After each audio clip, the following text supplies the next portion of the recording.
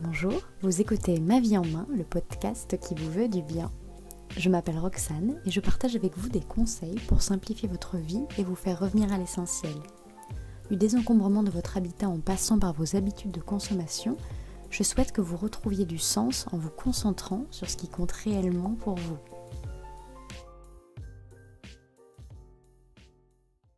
Quand on est parent, on est non seulement responsable de ses propres objets, mais aussi de ceux de ses enfants. On est donc, par la force des choses, d'autant plus envahi par les possessions matérielles. Et comme on gère la maison et les décisions pour la famille, c'est à nous d'initier les désencombrements des affaires du foyer. Et il y a un moment où l'on doit se confronter au tri des affaires de l'enfant. Cela peut s'avérer difficile pour l'enfant, bien sûr, mais cela s'avère souvent plus difficile pour les parents. Parce que les objets de l'enfant sont tous associés à des souvenirs, que l'adulte aime prendre la moindre décision à la place de son enfant, que le regard des autres parents sur notre manière d'éduquer nous effraie, etc. Mais alors, que garder et que désencombrer sans être taxé de parents indignes et sans contrarier tout le foyer ? Il est de notre devoir d'accompagner l'enfant à se responsabiliser vis-à-vis de sa propre vie, de ses possessions, de ses achats futurs. Faire le tri dans sa vie, ranger ses affaires, trouver une organisation qui lui corresponde, ce sont des principes qui le structureront et l'aideront toute sa vie à y voir plus clair. En éducation en général, mais particulièrement quand l'enfant va être confronté à un changement, une séparation, un deuil, il me semble essentiel d'y inclure les 5 principes suivants. L'honnêteté, si l'enfant vous pose une question, dites-lui toujours la vérité et avec tact. L'explication, présenter à l'enfant la situation pour qu'il comprenne et sache se positionner. La participation, solliciter l'enfant autant que possible quand cela est approprié, que cela favorise l'interaction sociale et l'expression. La considération, écouter ce que l'enfant a à nous dire, même si cela ne nous plaît pas. Et l'autorisation, rassurer l'enfant quoi qu'il arrive, si vous sentez qu'il en a besoin ou qu'il le demande. Je tiens à préciser que je ne suis pas parent. Je base mon propos sur mon expérience avec les enfants dont j'ai pu prendre soin en babysitting, sur mes neveux et nièces, sur les témoignages de parents que je côtoie et des propos de spécialistes dans les neurosciences et le développement du cerveau de l'enfant. Il est important de considérer nos enfants comme nos égaux. Alors dès qu'ils sont en âge de comprendre, faites-les participer autant que possible, fiez-vous à leur avis et écoutez-les attentivement. Aidez-les à reconnaître les objets qui leur appartiennent, à prendre conscience de leurs choix, de la place que les objets prennent, que chaque objet a sa place, etc. Les enfants, comme les adultes, aiment savoir qu'ils sont écoutés, que leur avis compte. Mais alors, comment procéder au tri selon les catégories d'objets ? Présentés comme des jeux, le tri et le rangement sont toujours attrayants pour les enfants. Alors n'hésitez pas à leur fixer des petites missions. Et top, 5 minutes pour ranger la maison de poupée. 15 minutes pour ne garder que ses stylos préférés. Fais le top 10 de tes camions préférés. L'enfant doit alors se séparer de ce qui ne fait pas partie des jouets qu'il aime, etc. Laissez-le aussi vous fixer des petites missions afin qu'il voit que vous êtes tout autant investi que lui.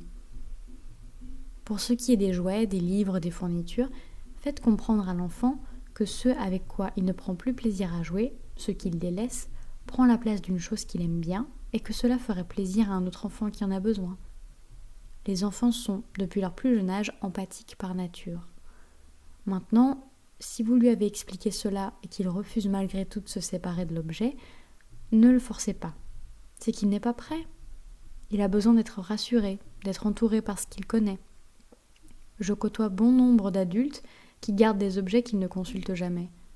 Je les aide à rationaliser, mais je ne les force pas. Ils ne sont juste pas prêts. Montrez-lui l'exemple en faisant régulièrement le tri dans vos placards. Partagez votre butin avec lui. Emmenez l'enfant avec vous lorsque vous allez donner un objet, surtout le sien. Il doit comprendre le parcours, le processus. Il prendra peut-être conscience que vous n'êtes pas plus triste que cela après vous êtes séparé d'un objet. Pour ce qui est des vêtements, alors votre enfant, comme vous d'ailleurs, doit conserver des vêtements à sa taille, dans lesquels il se sente à l'aise et qui lui plaisent. N'hésitez pas à l'inciter à choisir ses tenues le matin, s'il ne le fait pas déjà, afin qu'il réalise ce vers quoi il se tourne souvent, ce qui lui va, etc. Aidez-le dans un premier temps Donnez-lui des petites missions pour le guider dans son organisation et faites-lui confiance. Écoutez aussi ce qu'il veut vous dire et trouvez des compromis. Si vous êtes perfectionniste, apprenez à distinguer ce qui est grave de ce qui ne l'est pas. Pour les œuvres. Souvent, les œuvres réalisées par nos enfants constituent avec le temps une place importante dans nos vies et nos intérieurs. Invitez votre enfant à sélectionner les dessins, peintures, sculptures qu'il préfère, qui le représentent le mieux. Prenez certaines œuvres encombrantes en photo et suggérez, pourquoi pas, à votre enfant de poser fièrement à côté de certaines d'entre elles, puis constituez un album photo qu'il pourra consulter. Séparez-vous des œuvres non sélectionnées par l'enfant et de celles immortalisées en photo. Après tout le travail de tri, organisez un vide-grenier avec l'enfant. Aidez-le à fixer des tarifs. Invitez-le à fabriquer des étiquettes de prix. Rangez avec lui par catégorie, âge. Laissez-le tenir un stand. Vous l'aurez compris, à mes yeux, le tri, le rangement, l'organisation et surtout l'invitation à la conscience de soi, de ses choix, ont un énorme pouvoir. Ils permettent à l'enfant de tisser des liens avec vous, de se responsabiliser, de se canaliser et de travailler son estime personnelle.